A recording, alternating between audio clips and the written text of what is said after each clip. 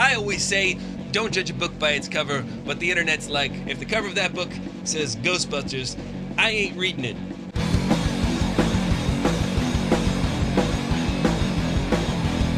Here's my review of Ghostbusters, and if you're here just to give this a thumbs down because Ghostbusters is in the title of the video, well, congratulations. If you're here to just see an honest review from someone who actually saw the movie and who loves the original Ghostbusters and can judge it on its own merits, well, welcome.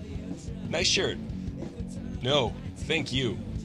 Ghostbusters, directed by Paul Feig, stars Melissa McCarthy, Leslie Jones, Kate McKinnon, and Kristen Wiig as the titular characters. And I'm not just saying that because they're women. And it's a remake of the original from 1984. It's just a rehash of what we've seen already. A couple three scientists get together and develop some technology to capture ghosts, and they team up with a working class person who keeps it real. They go around New York City and they try to capture all these ghosts. And of course the ghost activity is going higher and higher, and they're trying to find out why. Is the movie funny? Well, I laughed consistently throughout. The audience seemed to enjoy it. These actors are really funny together. Paul Feig is a great comedy director. Overall, this movie does not deserve all that hate that it's getting. It is not that bad.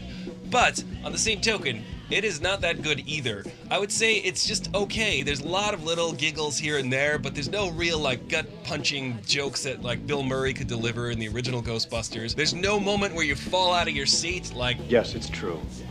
This man has no dick. These four actors are really good on screen together in a Paul Feig movie. A Ghostbusters movie, maybe not so much. It really does feel like Sony was just like, we own the intellectual property of Ghostbusters. How do we dress up a modern comedy in a known bankable brand? So in the end, it feels like a pretty standard Paul Feig movie dressed up in Ghostbusters clothing. This movie does not necessarily stand on its own merits. It stands on the shoulders of the original. I don't think anybody's going into this movie saying, oh hey, what a novel idea. A bunch of people catching ghosts with modern technology. And it's funny? I've never heard of this before ever. Nobody's saying that, because the concept of Ghostbusters is ingrained in our culture. And if you are saying that, welcome to Earth. To me, it seems like you could have just taken the old remaining cast members and ushered in this new group of Ghostbusters. It's kind of a rehash when you see them developing the technology and figuring out there are ghosts. It's like, we know this already. That to me felt a little bit like a waste of time. It's not necessarily as scary as the original. The original has a lot of good, creepy moments.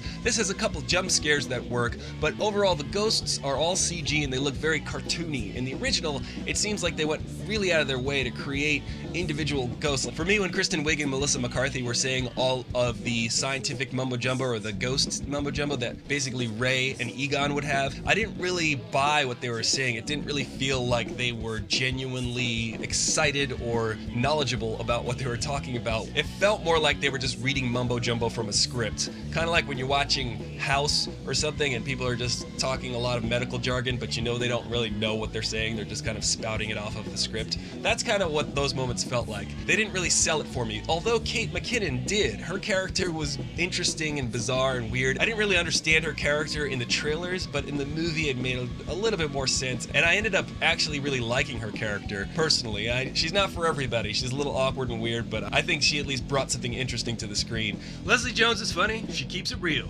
Kristen Wiig is funny. She's been funnier in other movies. Melissa McCarthy is pretty darn consistent. She really is Melissa McCarthy, though, all of the time. She's never really a new character. She has the same type of humor, but it seems to work. Whatever works. The cameos seemed a little crowbarred into the movie. I thought Chris Hemsworth was pretty darn funny, although I think they spent a little too much time on his character. He's still amusing, but for efficiency's sake, in a movie, I think they could have cut him down a little bit more. The build up to the big yeah moments never really happened for me. Although there is one scene with Kate McKinnon where she kicks some ass, and that was really satisfying. I thought that was pretty cool. There is a point in this movie where it just devolves into sort of this Hollywood action movie where the original had some actual stakes and there was investment in the characters and there was this feeling of insurmountability. It's almost heresy to make a sequel with the original cast with Harold Ramis gone, but I think it would have been a little bit more wise. In the end, it's maybe as good as the cartoon was. It might even be a little bit better than Ghostbusters 2. For me, Ghostbusters 2 is kind of an unwatchably bad movie at times. It's enjoyable to see Ghostbusters 2 and the original cast back together and that chemistry,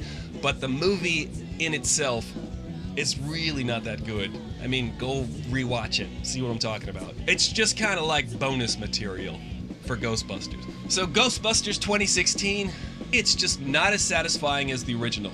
It never quite feels whole. It really does stand on the shoulders of the original and the nostalgia that you have for the original and the love you have for the original cast. It's a Paul Feig comedy in Ghostbusters clothing. They're just playing in the Ghostbusters sandbox with this. They could have easily done a different movie with the same cast and a similar premise and not called it Ghostbusters. The only reason why they're calling it Ghostbusters is because Sony's like, we own Ghostbusters. In the end, I give it 2.75 froze out of 5. Don't pay full price to see it. Maybe go see a matinee. It's not quite as funny as the original, it's not quite as creepy or scary at any point, and the major payoffs in this movie didn't really satisfy me that much. I was just kind of like, okay, great.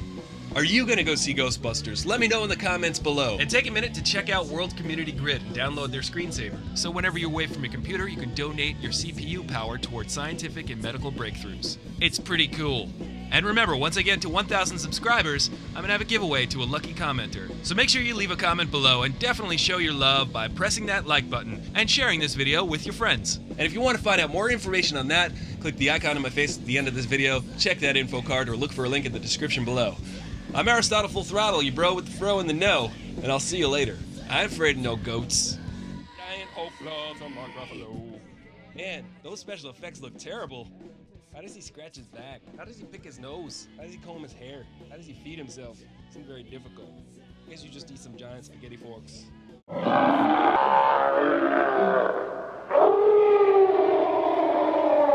I feel so funky.